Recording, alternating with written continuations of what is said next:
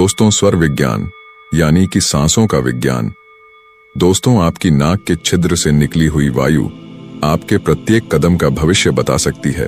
दुनिया का समस्त ज्ञान बुद्धि के बल पर चलता है, जबकि स्वर विज्ञान एकमात्र ऐसा ज्ञान है जो बुद्धि से ग्रहण करके आपकी आत्मा के द्वारा संचालित होता है। इस विज्ञान के माध्यम से कोई भी व्यक्ति संसार के हर कार्य में सफलता हासिल कर सकता है। ये एक ऐसा ज्ञान है जहां पर सारी विद्याएं अपने घुटने टेक देती हैं। वहीं पर यह विद्या ब्रह्मास्त्र का काम करती है।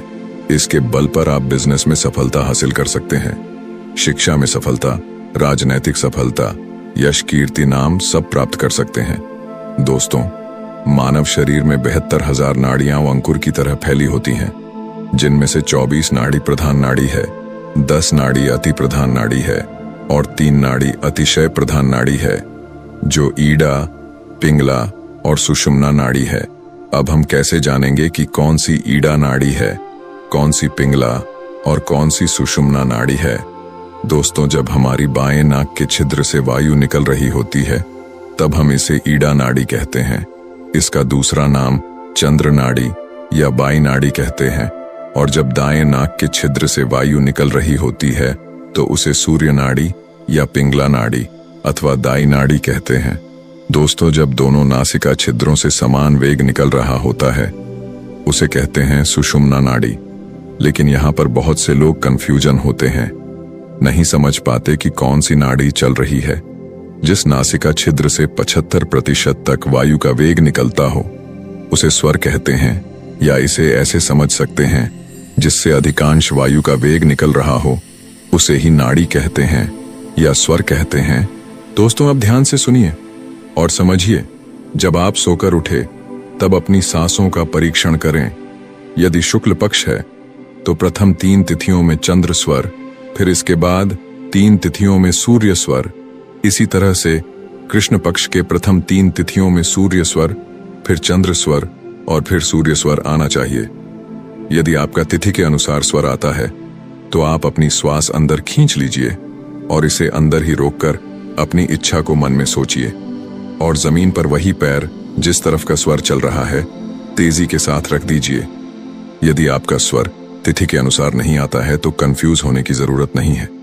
आपका जो भी स्वर चल रहा है वही पैर आपको इसी तरह से सांस को खींचकर जमीन पर तेजी से रखना है। दोस्तों, जिनका सूर्य उदय के समय दिन के 12 बजे, चंद्र और सूर्यास्त के समय सूर्य स्वर चलता है, ऐसे लोग बड़े ही सफल और दीर्घजीवी होते हैं।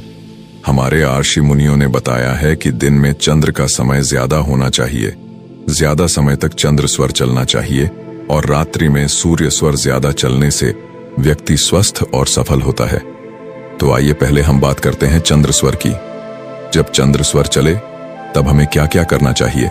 जितने भी शांति के कार्य हैं, जैसे गृह प्रवेश, व्यापार का शुभारंभ, विवाह, यह कार्य हमेशा सफल होते हैं। जितने भी पेय पदार्थ होते हैं उनका सेवन चंद्र स्वर में ही करना चाहिए। और कोई शपथ लेना या कोई परोपकार के कार्य चंद्र स्वर में किए जाने चाहिए। अब हम बात करेंगे सूर्य स्वर की।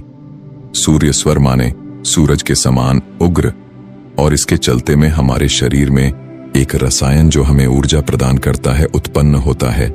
इसी ऊर्जा के कारण सारे मेहनती कार्य किए जाते हैं, जैसे भोजन करना, लड़ना, झगड़ना, यह सारे उग्र कार्य हैं। यह सब सूर्य स्वर में ही किए जाते हैं। अब आती है सुषुम्ना नाड़ी की बात। जब दोनों नासिका छिद्रों से वायु निकलती है तो उसे सुषुम्ना नाड़ी कहते हैं। इसमें कोई भी सांसारिक कार्य नहीं किया जाता है। आत्मचिंतन, अध्यात्म भक्ति के अलावा यदि कोई भी कार्य किया जाए, यानी कोई भी सांसारिक कार्य किया जाए, तो वह असफल हो जाता है। अगर यात्रा को जाएं तो कोई दुर्घटना, व्यापार करें तो व्यापार में नुकसान, विवाह करें तो तलाक की संभावना हो जाती है। इसलिए आप कोई भी मांगलिक कार्य सुषुम्ना के समय ना करें, वरना अमंगल में परिवर्तित हो जाएंगे। कई लोग कहते हैं कि मेरी सुषुम्ना स्वर 2 घंटे चलती है, यानी दोनों नासिका छिद्र से वायु निकलती है। या तो वह स्वर का परीक्षण करना नहीं जानते, और यदि उनका 2 घंटे चल भी रहा है तो निश्चित रूप से उनकी कोई बहुत जल्दी अशुभ घटना घटित होने वाली है। क्योंकि जब सुषुम्ना नाड़ी चलती है तो आपकी कोई अप्रिय घटना होने के पूर्व ही चलती है। कहने का मतलब यही है कि कभी भी जब सुषुम्ना नाड़ी चले तो सांसारिक कार्य ना किया जाए, क्योंकि इसका समय 2 या 3 मिनट का होता है। साधकों, स्वर के बारे में हम आपको 3 ब्रह्मास्त्र बताने वाले हैं। अगर आप हमारे द्वारा बताए गए इन तीनों बातों को अपनाएंगे तो चमत्कारिक बदलाव खुद महसूस करेंगे। देखिए, जब भी आप कभी यात्रा को निकले तो जो स्वर चल रहा है वही पैर आगे बढ़ाएं और अपनी यात्राओं का, अपने कार्यों का शुभारंभ कर दीजिए। दूसरी बात, जब कभी भी आप किसी से मीटिंग करने जाएं अथवा किसी से कोई वस्तु खरीदना चाहते हैं या किसी को अपनी बात मनवाना चाहते हो तो हमेशा ही उस व्यक्ति को अपने से भरे स्वर में रखिए। मतलब जैसे कि आपका राइट स्वर चल रहा है तो उस व्यक्ति से जब आप बात करें तो उस व्यक्ति को हमेशा राइट साइड रख करके ही बात की शुरुआत करें, तो निश्चित ही आपको सफलता मिलेगी। आपका हर कार्य सफल हो जाएगा। तीसरा स्वर है सगुण। शायद आपने यह पहली बार सुना होगा। इसका मतलब है सांस को रोक करके कार्य का शुभारंभ करना। जैसे किसी शपथ पत्र पर, किसी पेपर पर आपको साइन करना हो या कोई भी यात्रा आरंभ करनी हो, कोई भी काम करना ना हो तो आप श्वास को रोक लीजिए और साइन कर दीजिए, या सांस को रोक करके आप गृह प्रवेश, ऑफिस प्रवेश, कोई भी काम करेंगे तो आपको सफलता प्राप्त होगी। दोस्तों, अब बात आती है तत्व ज्ञान की। हमारा यह शरीर और यह सृष्टि 5 तत्वों से मिलकर बनी है। प्रत्येक स्वर में 5 तत्व निकलते हैं। वैसे तो तत्व परीक्षण की अनेक विधियां हैं, लेकिन इसके लिए आपको नाड़ी शोधन बहुत आवश्यक होता है। सबसे सरल और सहज विधि हम आपको बताने जा रहे हैं। देखिए, किसी भी नासिका छिद्र से, किसी भी स्वर से यदि 16 अंगुल नीचे तक ठंडी वायु निकल रही हो तो आपको समझना चाहिए कि वायु जल तत्व है। और जब वायु ना तो ठंडी हो और न गर्म हो और वह 12 अंगुल नीचे तक आ रही हो तो उसे हम पृथ्वी तत्व कहेंगे।